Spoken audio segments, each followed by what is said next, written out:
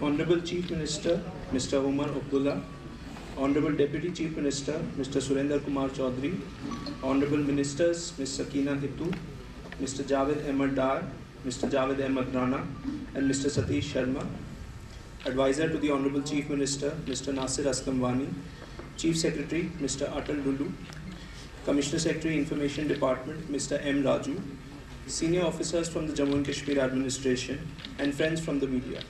A very good morning to you all.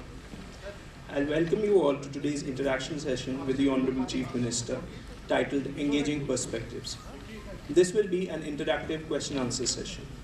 First, I would like to invite the Commissioner Secretary, Information Department, to give his welcome address. Very good morning to all of you.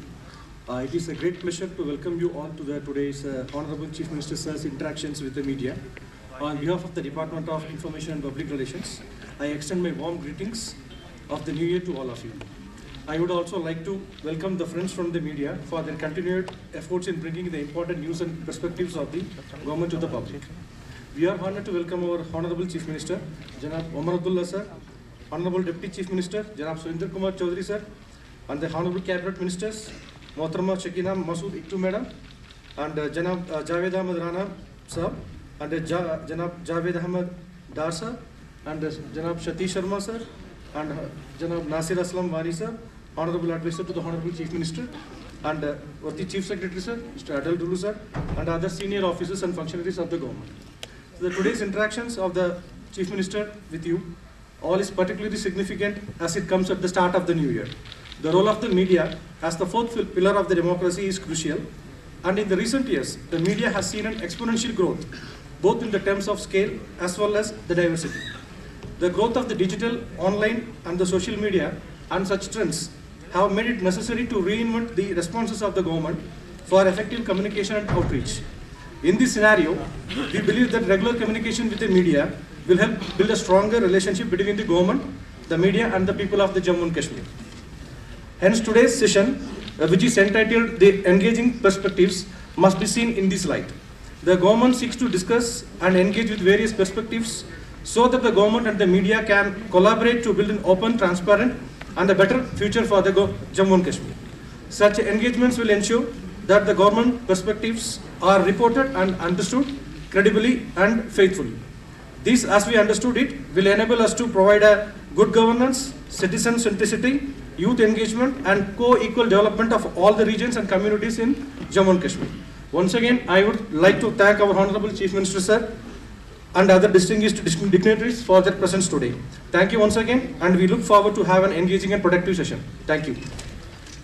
सबसे पहले तो media के तमाम दोस्तों को इस मौके पे मेरे तरफ से और मेरे तमाम साथियों के तरफ से आप सबको एक तो अस्सलाम वालेकुम, आदाब, और नए साल की आप सबको मुबारकबाद।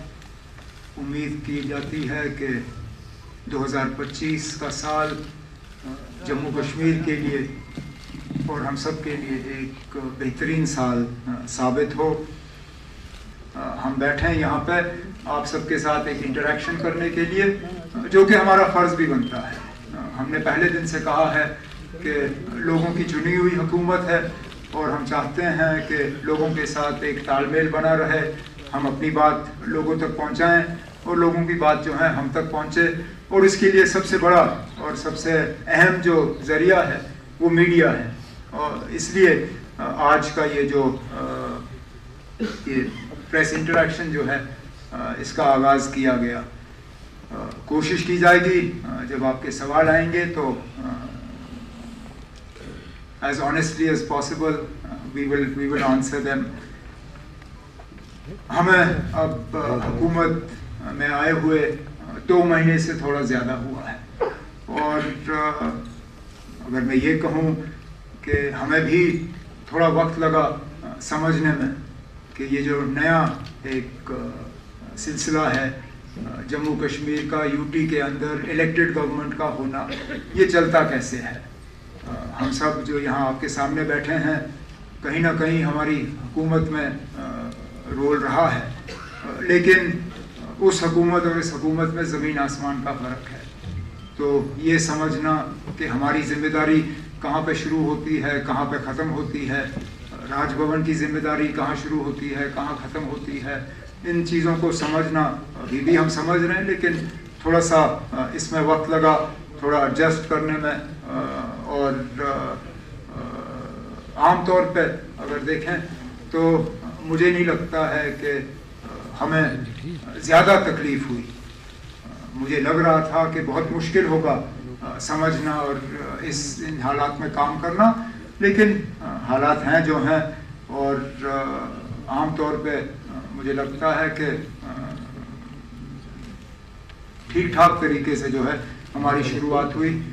ہم اپنے الیکشن سے پہلے کیے گئے وعدے جو ہیں ان پہ ہم قائم ہیں. ہم اپنی جگہ مان کے چلتے ہیں کہ جن وعدوں کے بنیاد پہ لوگوں نے ہمیں حکومت بنانے کی اجازت دی، مینڈیٹ دیا، ان سے ہم مکر نہیں جائیں گے. کچھ ایسے وعدے ہیں جن کو ہم نے فوری طور عمل میں لانے کی شروعات کی ہے. کچھ کے لیے جموں کشمیر کا نظام اور ہماری جو اسٹیٹس ہے اس کو بدلانا جو ہے وہ بہت زیادہ ضروری ہوگا.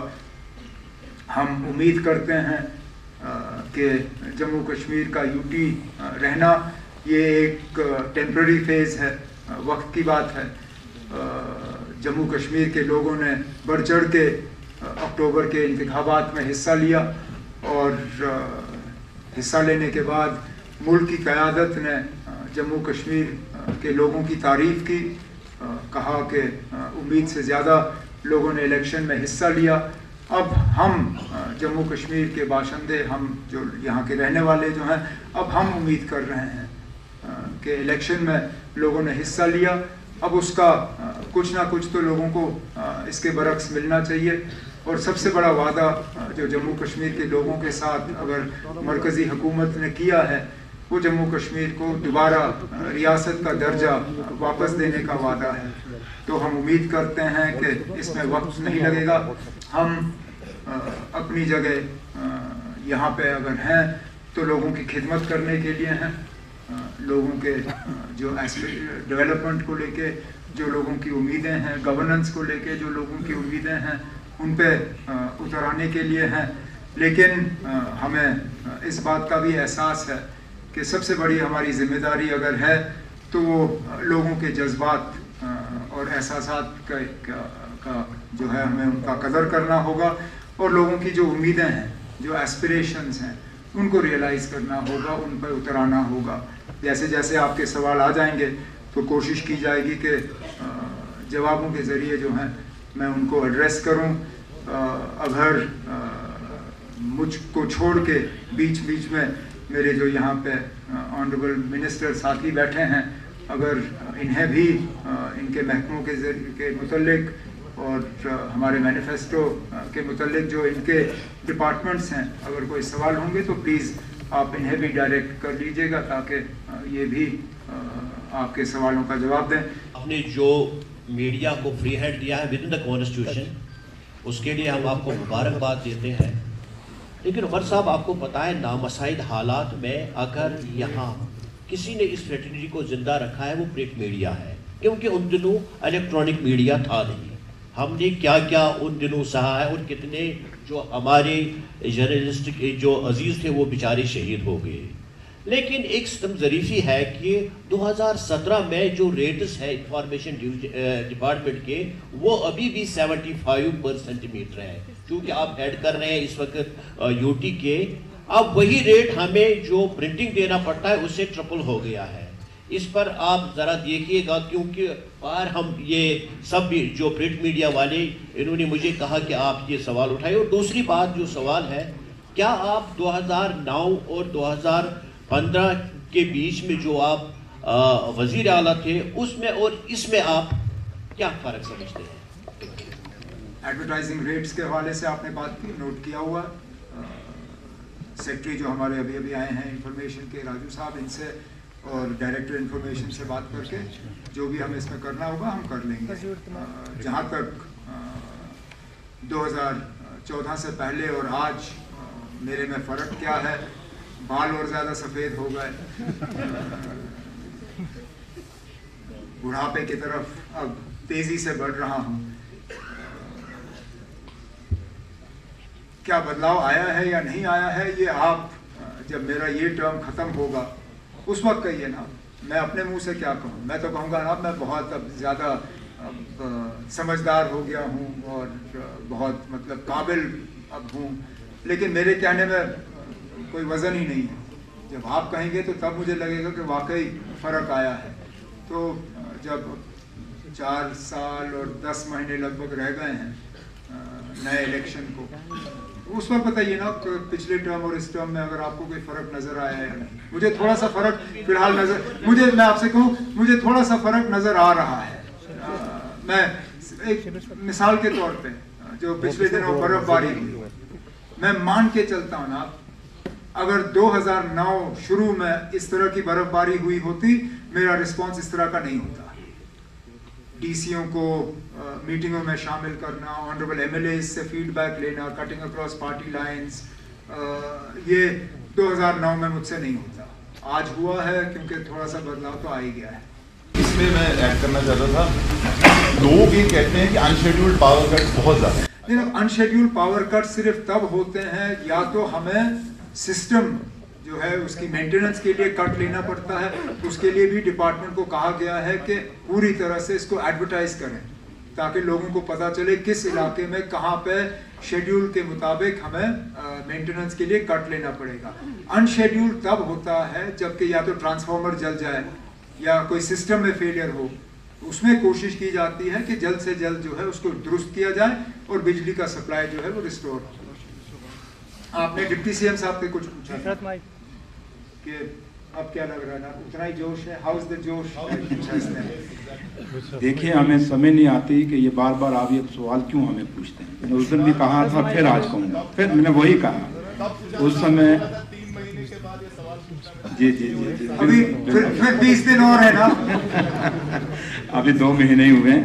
लेकिन एक चीज़ हम कहें कि जो हमारे लीडर डॉक्टर फारूक अब्दुल्ला साहब और honourable chief minister Omar Abdullah साहब ने जो इलेक्शनों में हमारी पार्टी ने वादे किए थे, आपको पता नहीं क्यों लगता है कि हम नहीं कर रहे। पहली कैबिनेट मीटिंग हुई, हमने पहला ही रेजोल्यूशन वहाँ पे पास किया और कहा कि हमें स्टेट का दर्जा दोबारा दिया जाए, वापस हमारी खोई हुई इज्जत हमें बहाल की जाए। दूसरा, हमारी पहला हाउस लगा, पहले हाउस में ही हमने एक रेजोल्यूशन वहाँ पे पेश भी किया और पास भी हुआ, जहाँ हमने कहा कि हमारा खोया हुआ स्टेटस, और जो अब हम खोया हुआ स्टेटस कहते हैं, ये वादा ऑनरेबल प्राइम मिनिस्टर साहब का भी है, ऑनरेबल होम मिनिस्टर साहब का भी है। अगर आपको याद होगा तो पार्लियामेंट के अंदर ऑनरेबल होम मिनिस्टर साहब ने कहा था कि जम्मू कश्मीर की ज़मीन है, जम्मू कश्मीर का रोजगार हम किसी बाहर को नहीं लेने देंगे। हम उसी बात को फिर उनको याद करा, इसलिए उन्होंने भी इलेक्शनों में कहा था, अगर आपको याद होगा, ऑनरेबल प्राइम मिनिस्टर साहब जब जम्मू आए तो उस रैली में उन्होंने कहा था कि जम्मू कश्मीर जैसे ही इलेक्शन ख़त्म होगा हम आपका जो स्टेट का दर्जा दोबारा बहाल करेंगे। तो आज 2 महीने हो गए हैं, ये सवाल काश वहाँ भी पूछा जाए कि आपने ये वादा किया था, और उम्मीद करेंगे आप जब वो कभी आएंगे, उनका कोई आएगा, आप उनसे भी पूछेंगे। लेकिन एक बात हम दावे से कहते हैं, जो हमने कहा है उस पर बिल्कुल डटे हुए हैं और करके दिखाएंगे, और जब करके दिखाएंगे तभी आपके पास आएंगे। Thank you. गवर्नमेंट का एक ऑर्डर आया था कि बोर्ड ऑफ स्कूल एजुकेशन की किताबें जो है वो फर्स्ट क्लास से लेके 12th क्लास तक हर प्राइवेट और गवर्नमेंट स्कूल्स में होंगी। लेकिन मैम अभी एक रिपोर्ट आई है कि जो बांडीपुरा है वहाँ पे पहली क्लास से लेके 5th क्लास तक जो बच्चे हैं उनको ज़बरदस्ती किताबें खरीदनी पड़ रही है स्कूल से, तो इस पर क्या करेंगे? जैसे आप सब जानते हैं कि एकेडमिक सेशन को चेंज करना पड़ा समर टू विंटर जोन में, उस वजह से किताबें जो है उनको थोड़ा सा टाइम लगा जो अवेलेबिलिटी लाने में। लेकिन जो आप शिकायत करते हैं वो कहीं कहीं हमारी नोटिस में आया हुआ है, क्योंकि किताबें जो है टेक्स्ट बुक्स जो है वो अवेलेबल होंगी जनवरी एंडिंग तक, सारी जो भी बुक्स हैं। लेकिन जो आपका सवाल है कि ज़बरदस्ती की जा रही है कि प्राइवेट स्कूल्स की तरफ से, उसके लिए ऑलरेडी जो है एक कमेटी जो है वो डिस्ट्रिक्ट लेवल में बनाई गई है, जोन लेवल में बनाई गई है कि अगर इस तरह की कहीं पे भी कोई शिकायत हो وہ ہماری نوٹس میں لائیں تاکہ ان پرائیویٹ انسٹیٹیوشن کے لیے جو بھی ایکشن ہوگا وہ ہم ضرور کریں گے. لیکن آپ نے بانڈی پورہ کا نام لیا ہے اور آپ ضرور لکھ لیجئے کہ کس پرائیویٹ اسکول میں. بانڈی پورہ میں تو بہت سارے پرائیویٹ اسکولز ہیں. اکثر بیشتر ہمارے پاس شکایت آتی ہے لیکن نام نہیں آتا ہے. میں آپ کے ذریعے یہاں گزارش کرنا چاہتی ہوں نام ضرور لائیے اسکول کا تاکہ ہم اس اسکول کے خلاف جو ہے کارروائی کر سکیں.